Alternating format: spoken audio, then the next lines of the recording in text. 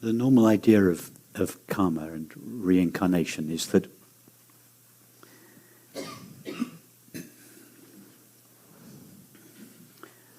first of all, time is the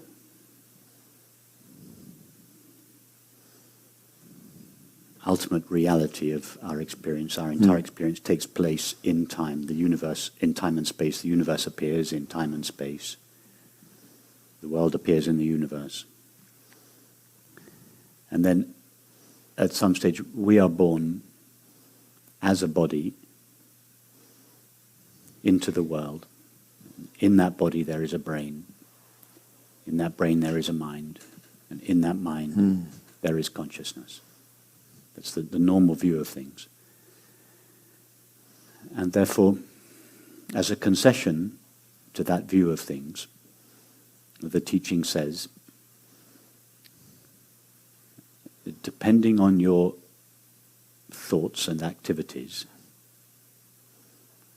when you die, all that happens is that your body dies, and all the store of unspent energies in your mind will roam around. They don't quite say where, but because nobody's ever seen that kind of store of unspent energies floating around in time or space. Okay, we'll call them that's it. Let's make up a place called Bardos. That's fine. So that's a nice kind of fits. So that then these unspent energies float around in the Bardos for a while, and then at some stage, they, in order to spend themselves, they need a body to release these energies, so they take another body. Now, if they're lucky, if they've behaved well and had nice thoughts, they get reincarnated in California.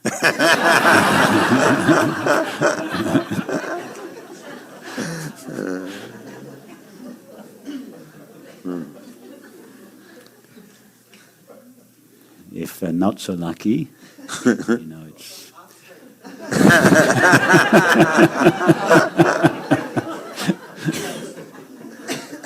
Shropshire are for the few elite who have behaved so impeccably well that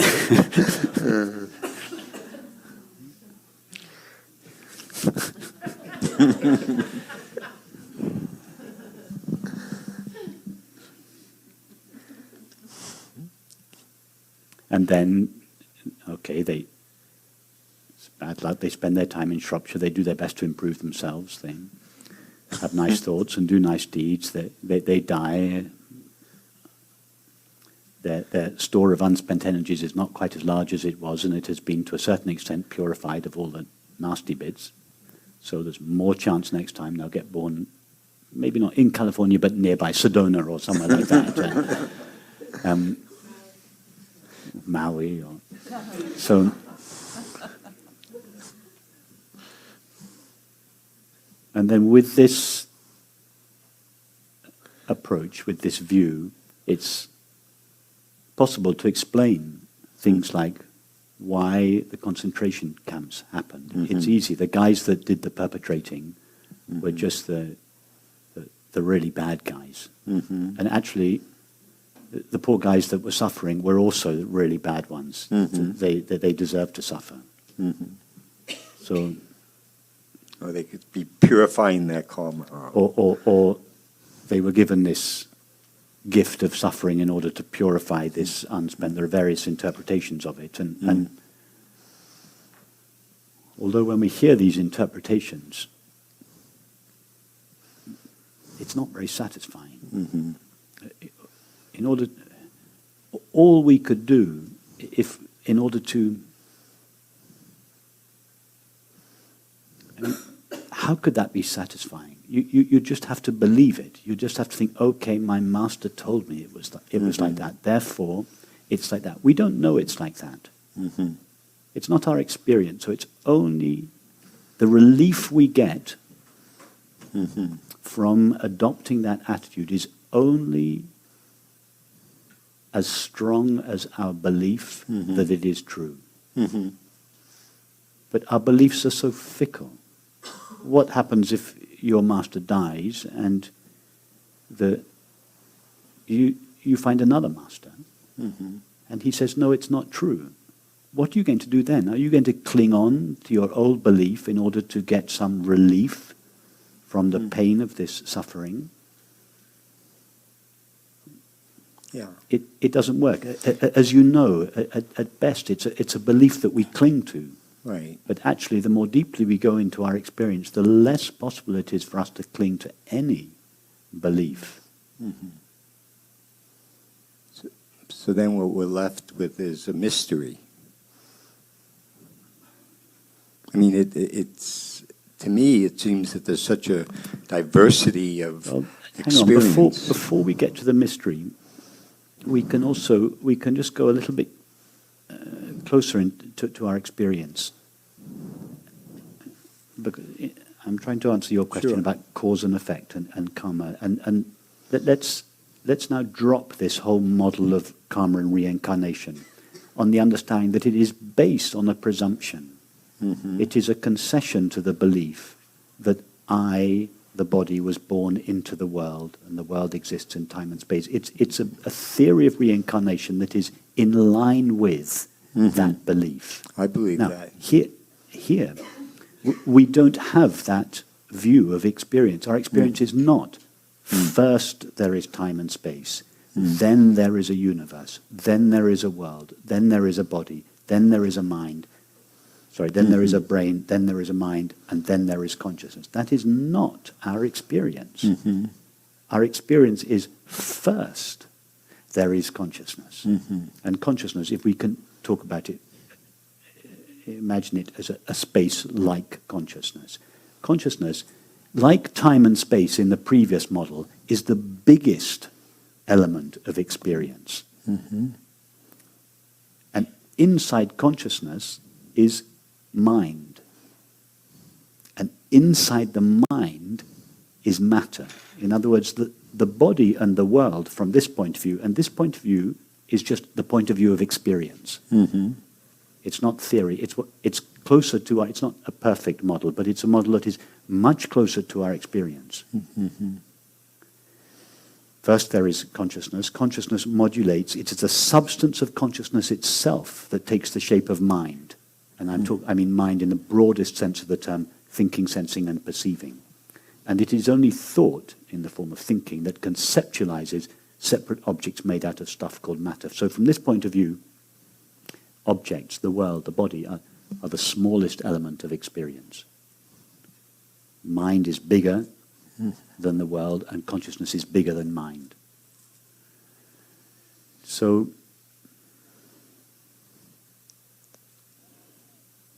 now look at your point of view, look at your life, your experience from that point of view. First there is consciousness. And think of it in terms of the three states of deep sleep, dreaming, and waking. Remember, we had these three elements: consciousness, mind, matter. In the conventional point of view, it's matter, mind, consciousness. Mm-hmm.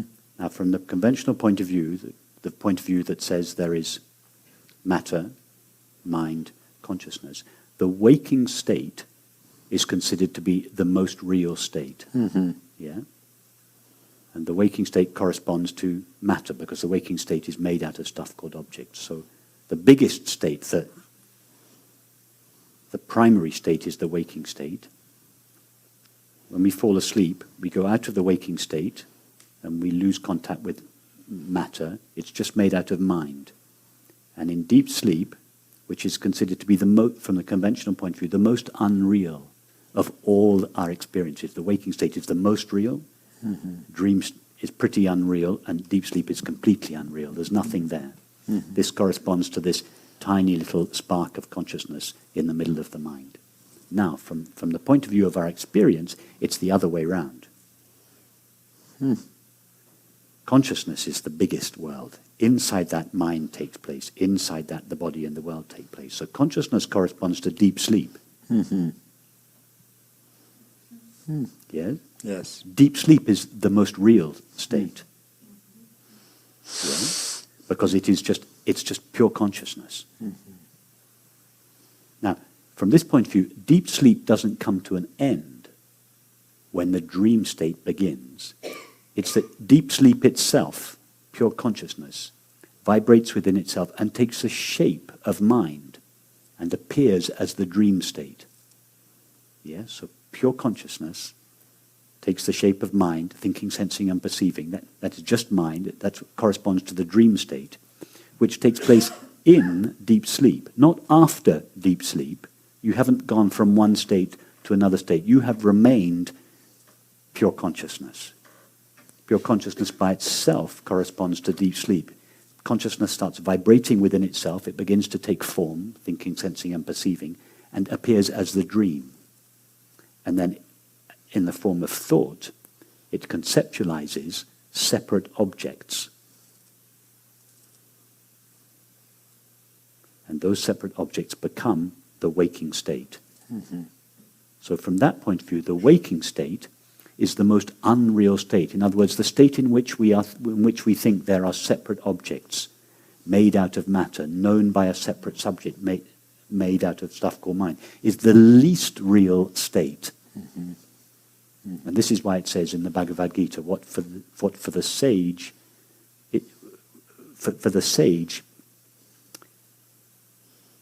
the waking state is, I'm paraphrasing now, what is the waking state for the ignorant is sleep for the sage. And what is sleep for the ignorant is waking or daytime for the sage. The sage means pure consciousness.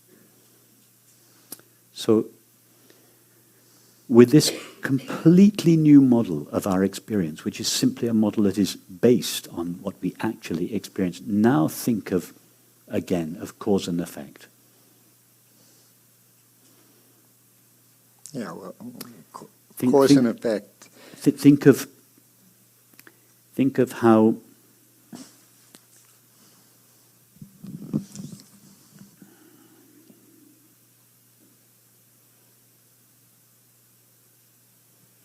the residues that are left in the mind materialize in the form of the body and the world.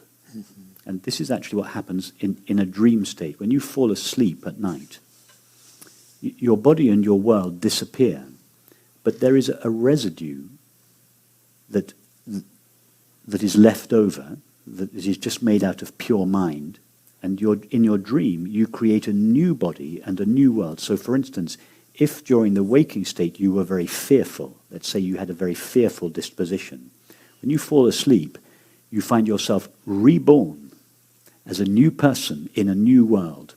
And the fear that you felt inside of yourself in the waking state now manifests in your environment outside of you. So you find yourself as a new body, a brand new body that you get in the dream state, and you find that you are in a war zone, and you're terrified. A nightmare. But the fear that you felt on the inside in the waking state has materialized as your environment in the dream state, and you then identify with a body. You think, I, this body, am experiencing this fearful environment. But it's actually the fear that was inside you in the waking state that has manifested as a threatening situation in your environment. And this is I think, not a perfect model of reincarnation, but a much better one. One that is much closer. That we go from the waking state, or we seem to go from the waking state. What was inside us in the waking state becomes our environment in the dream state. Right. And then we seem to pass out of the dream state into deep sleep, where we get some relief But then the dream state starts again, we get a new body in a new world, and then we come back to the waking state. Now, why couldn't exactly the same thing happen at death? We don't die out of this body and hover around in a bardo and then get reborn in London or Shropshire or wherever it is. Why couldn't it be that we actually stay where we always are, where we have always been, pure consciousness? That we take the shape of mind, thought abstracts a body and a world. When that body and world dies, when thought, in other words, when thought ceases to abstract a body and a world, that's the death of the body, mind continues. We don't go anywhere because we are this dimensionless consciousness in which this mind is taking place and in which the body and the world previously took place. Now, the body has disappeared with its world, but mind continues. That's what the Tibetans call the bardo. And then at some stage, thought conceptualizes and a new body and a new world from this pure mind experiences, and then we find ourselves in another world. But that world takes place it's always been in us. The whole thing has happened in us.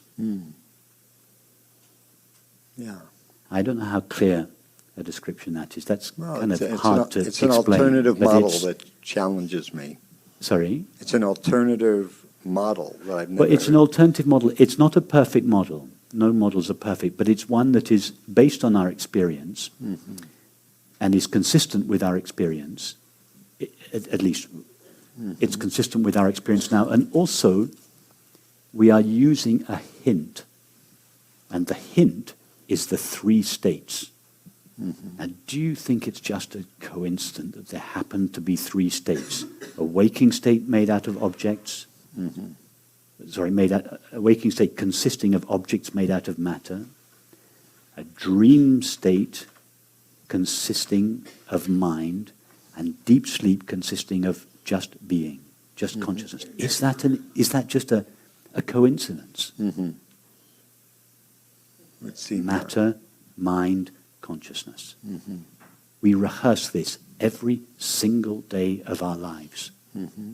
There's such a clue there as to the nature of reality. It's a clue that we rehearse this death process every single day. Well, what I see you're doing is you're making deep sleep central, and the waking state. Yes, exactly. I'm saying that deep sleep is the most real experience, and the waking state. It's not that the waking state is unreal. All experience is equally real, but it's the way thought conceptualizes the waking state to consist of objects made out of matter, moving around in time and space. That is the least real. Right. So I'm completely turning experience upside down and basing it on our experience, which is that consciousness is primary. Right. So mind is secondary, matter is tertiary. The conventional view is that matter is primary, mind is a byproduct of matter, secondary, and consciousness is a byproduct of mind, tertiary. So what you could say is that the belief in karma may actually create that particular reality, but that it's not a particularly wise belief to have. What I'm saying is that the theory of karma is not completely wrong. There's some intelligence to the karma, but the way it is presented normally makes a concession to the conventional dualistic point of view that matter is the biggest element of experience, then mind, then consciousness. So there is some truth at a relative level to karma, but the conventional way of thinking of it is simplistic and is dependent upon this very childish view we have of experience. If you turn the whole thing upside down and start with consciousness, inside which is the mind, inside which is matter, you can still think in terms of cause and effect. But it makes much more sense. It's much closer to our experience. And then you go to the hint of the three states of waking, dream, and you understand, I don't go out of the waking state into the dream state and then out of the dream state into deep sleep. I am always in deep sleep, which is not a state, and therefore we have to say it is actually beyond deep sleep, turiya, because it is no longer, it's not a state. But let's leave that for the moment. It's making pure consciousness the biggest element, which is represented by deep sleep. Mind takes place in consciousness. Matter takes place in mind. Okay. Thank you. I appreciate the effort you put into your answer. It's not something that is easy to describe, and it's a little challenging to. Yes, well, I appreciate you taking up the challenge.